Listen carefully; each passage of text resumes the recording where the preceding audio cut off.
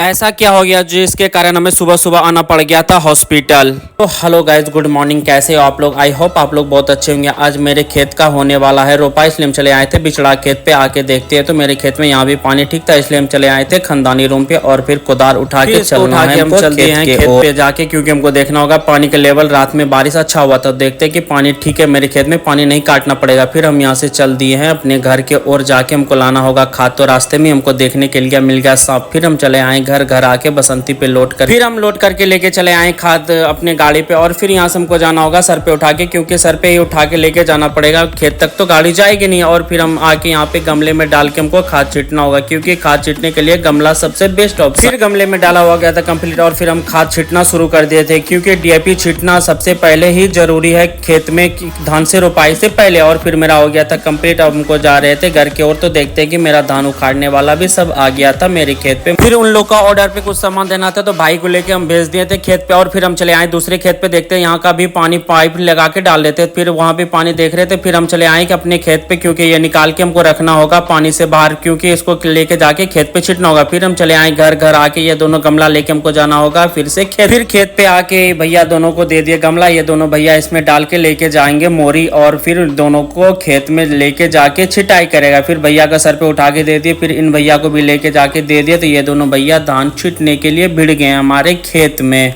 फिर ये दादी को देखते हैं कि पूर्वजों के टाइम का चला हुआ एक प्रथा जो कि दादी फॉलो कर रहे थे। और फिर ये देखते हैं कि चावल और उसमें मिला हुआ चना उसमें मेरे खेत में गिनती कर करके डाल रहा था। बोला कि ये पूर्वजों से चला हुआ आ रहा है, इससे बहुत ही बढ़िया धान होता है। और फिर देखते हैं दादी को धान रोपना शुरू कर देती है। और देखते हैं फिर एक आंटी उधर से अगरबत्ती जला के कोने में डाल। और फिर उसके बाद आंटी लोग रोपाई करने के लिए भिड़ गई, क्योंकि हमारा रोपा शुरू हो गया है। और फिर जल्दी जल्दी में आ गए दादाजी को लेके हॉस्पिटल, क्योंकि दादाजी को काट लिया था बिच्छू। और फिर इमरजेंसी में आके दादाजी को देखे तो पैर में ही जहाँ पे काटा था वहीं पे इंजेक्शन लगा रहा था। ये रहा मेरा दादाजी।